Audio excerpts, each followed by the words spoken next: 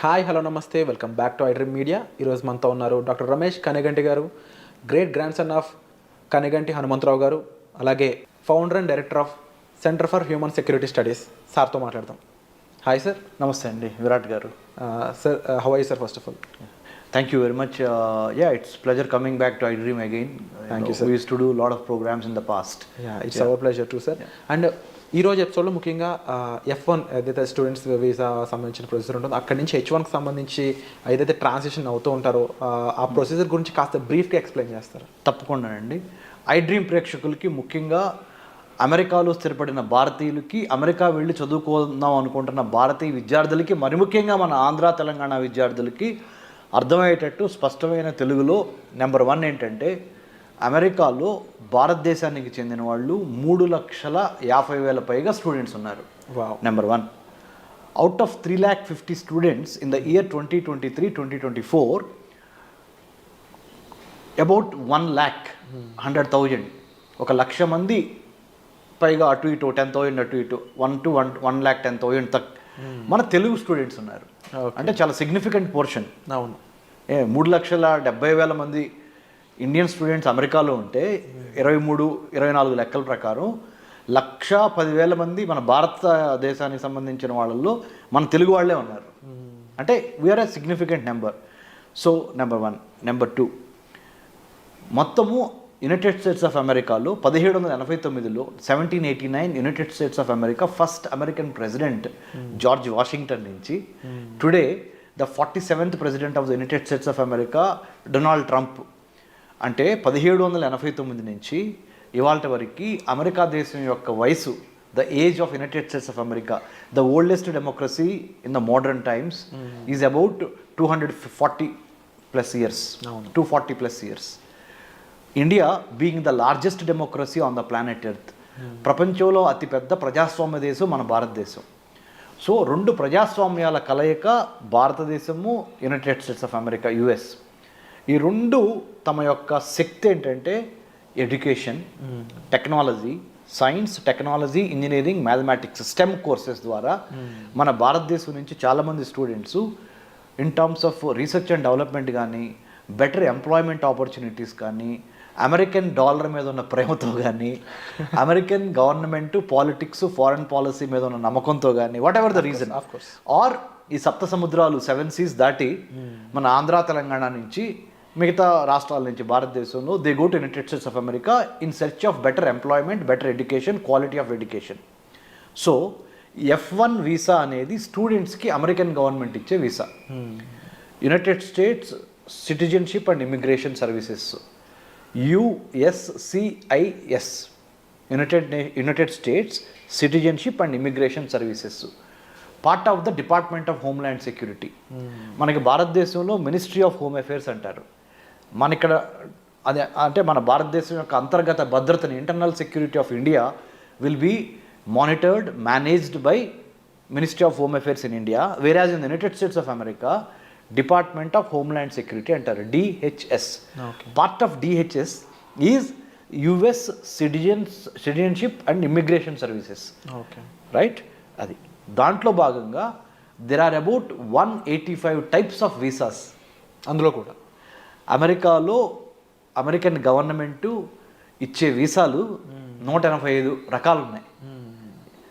అందుట్లో మరి ముఖ్యంగా ఇమిగ్రెంట్స్కి ఇచ్చే వీసాలు కొన్ని, నాన్ ఇమిగ్రెంట్స్కి ఇచ్చే వీసాలు కొన్ని. F1 వీసా అంటేనేమో స్టూడెంట్స్కి ఇచ్చేది, B1, B2 వీసాలేమో విజిటర్స్కి ఇచ్చేది. అన్నిటికీ మించి M1 కూడా ఉంది. M1 అంటే వొకేషనల్ స్టడీస్కి ఇచ్చేది, అంటే చేతి పనులు ఇలాంటి వొకేషనల్ స్టడీస్కి ఇచ్చేది.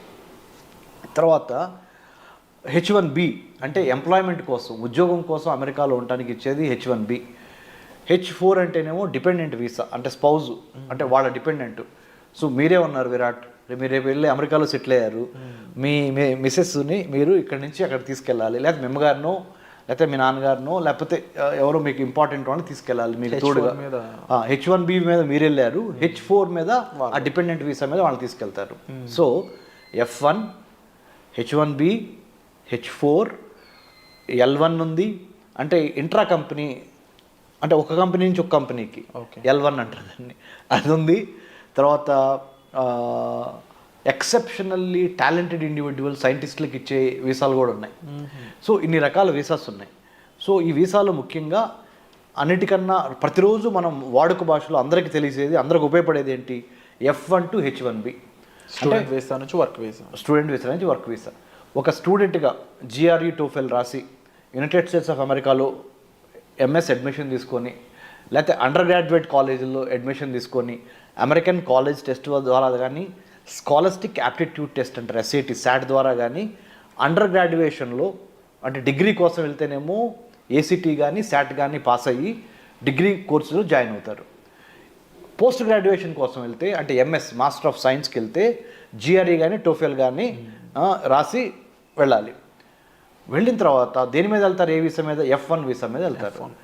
F1 చదువుకుంటా అంటే స్టూడెంట్ వీసా తీసుకొని చదువుకుంటా మీ MS అయిపోయే లోపల మీరు ఏదన్నా ఒక కంపెనీని హైలైట్ చేసుకొని, ఎగ్జాంపుల్ చెప్తున్నా, HCL, Infosys, Microsoft, Google, Tesla, you take any company in United states, Facebook are meta, if you wanted to get employment after your MS, you have to file for you have to find an employer. అంటే నీకు ఉద్యోగం ఇచ్చేవాడిని ఎత్తుక్కోవాలి. ఈ has to sponsor you the H1B abiding by the law of the land of the United States, right? This is one way of going. The other way of going is, మీరు ఆంధ్రాలోనో ఆదిలాబాద్లోనో ఉన్నారనుకుందాం, ఆంధ్రప్రదేశ్లోనో తెలంగాణ రాష్ట్రంలో ఉన్నారు. ఇక్కడి నుంచి అమెరికా వెళ్ళి ఉద్యోగం చేద్దాం అనుకున్నారు. ఇక్కడ బీటెక్ ఎంటెక్ అయిపోయిన తర్వాత, right? You have to find one employer there. అంటే నీకు ఉద్యోగం ఇచ్చే ఒక కంపెనీకి మీరు రాయాలి, మీ ప్రొఫైల్ నచ్చాలి, వాళ్ళు ఇంటర్వ్యూ పెడతారు, సెలెక్ట్ అవ్వాలి. మీరు సెలెక్ట్ అయితే వాళ్ళు మీకు H1B ద్వారా they will sponsor you. Okay, right? So you go work in United States of America. So కొంతమంది ఏమో అమెరికా స్టూడెంట్గా వెళ్ళి F1 మీద H1Bకి వెళ్తారు, అంటే వర్క్ పర్మిట్ కోసం వెళ్తారు, వర్క్ ఎంప్లాయ్మెంట్ పర్మిషన్ అది H1B అనేది.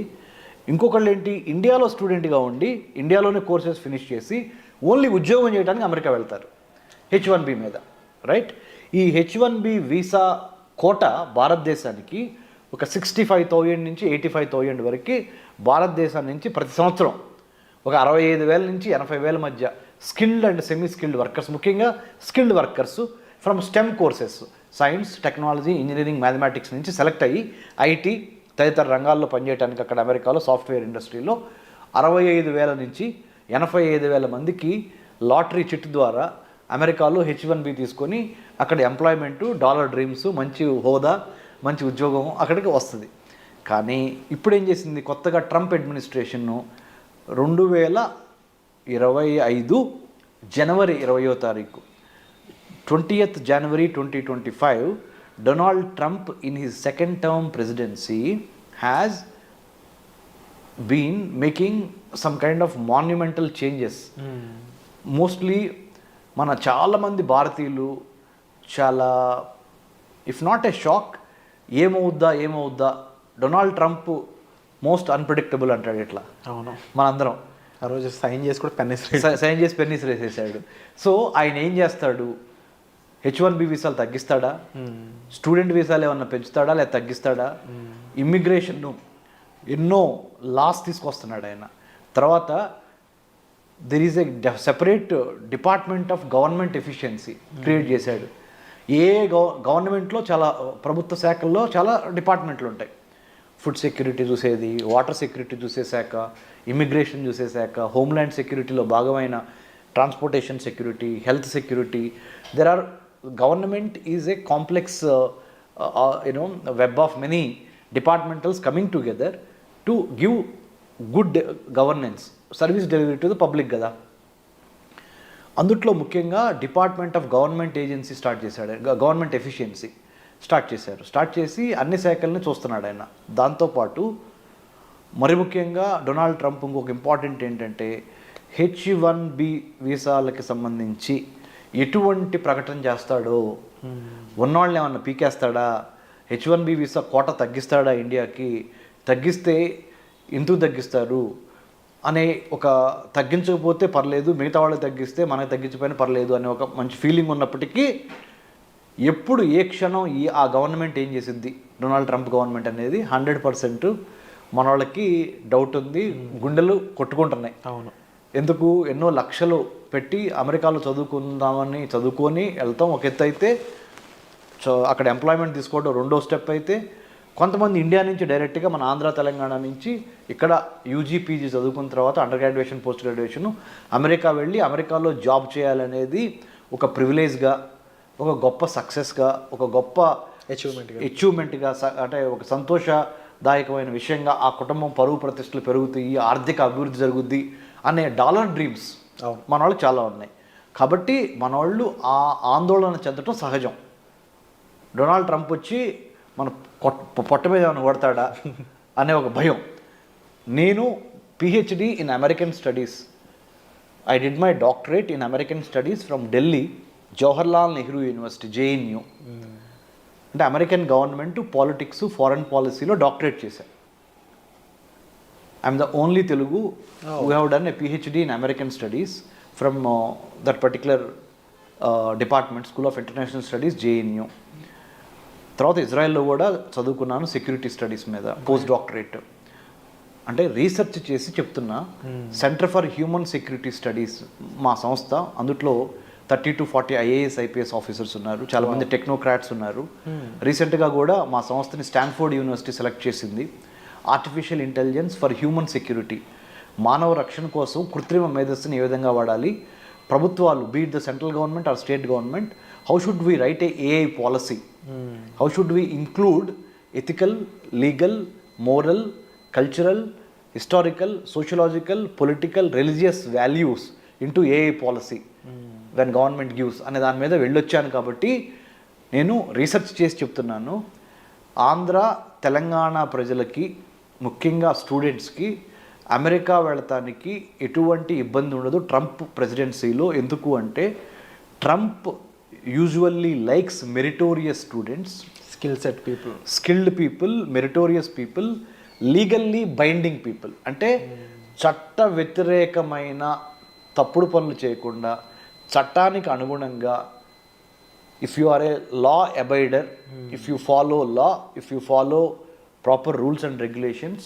United States of America is welcoming Indian students, more so students from Andhra and Telangana, because మనోళ్ళు తురుంకాన్లు science, technology, engineering, మ్యాథమెటిక్స్లో. So America needs the talented youth from the state of Telangana, from the state of Andhra Pradesh. So don't worry about your student visas, it will be increased in the days to come. Don't worry about your H1B visas.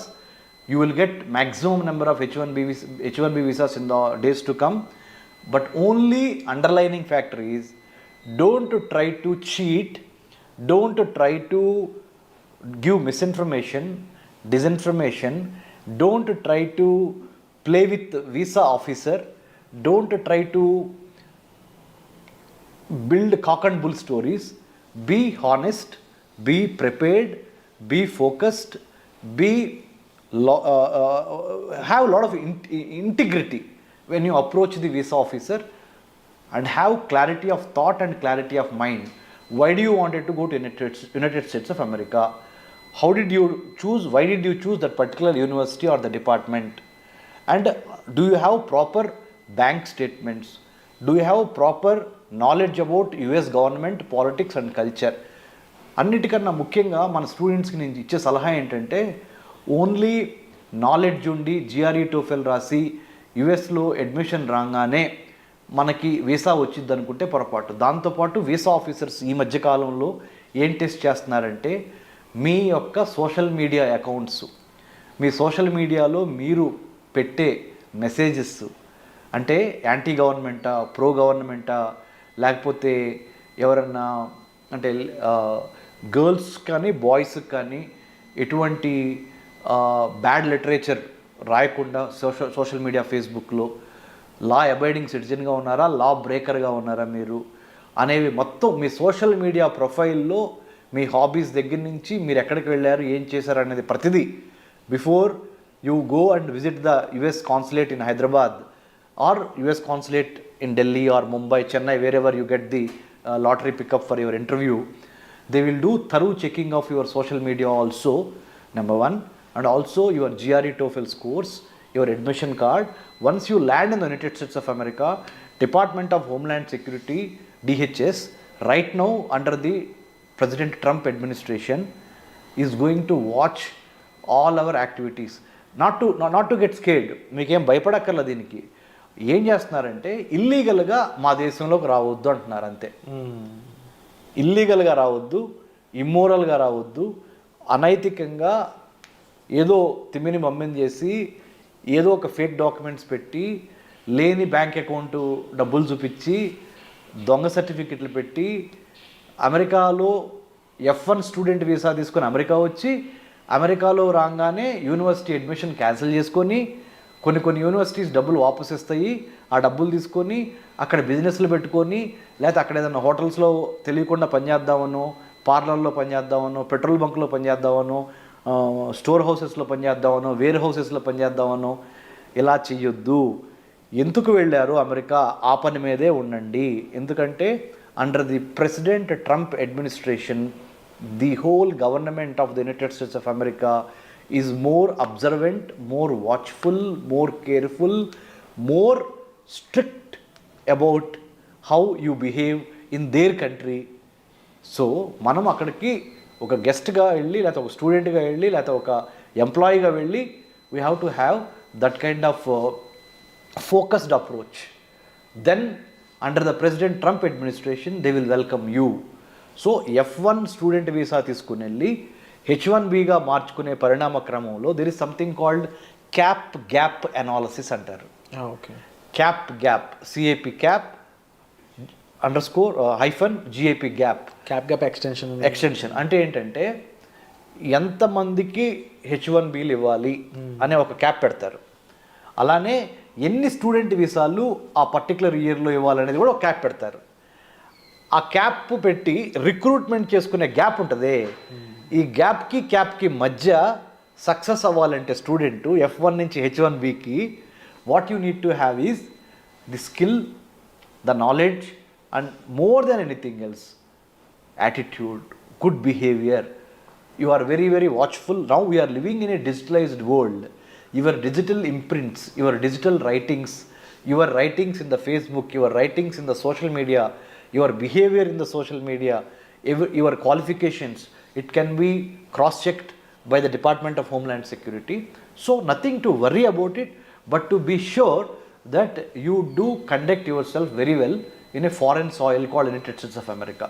That's all people have to worry. If you are a genuine student, if you have genuine reasons to study in United States of America, if your documents are genuine, both bank documents and your academic certificates and internship. One more important suggestion through iDream I would like to give Mr. Virat sir is United States of American education system demands not only academic record of getting good scores but also conduct. Internship means work, apprenticeship అంటారు, internship. Okay. అంటే చదువుతో పాటుగా పరిశ్రమల్లో పనిచేసి real time knowledge, practical exposure.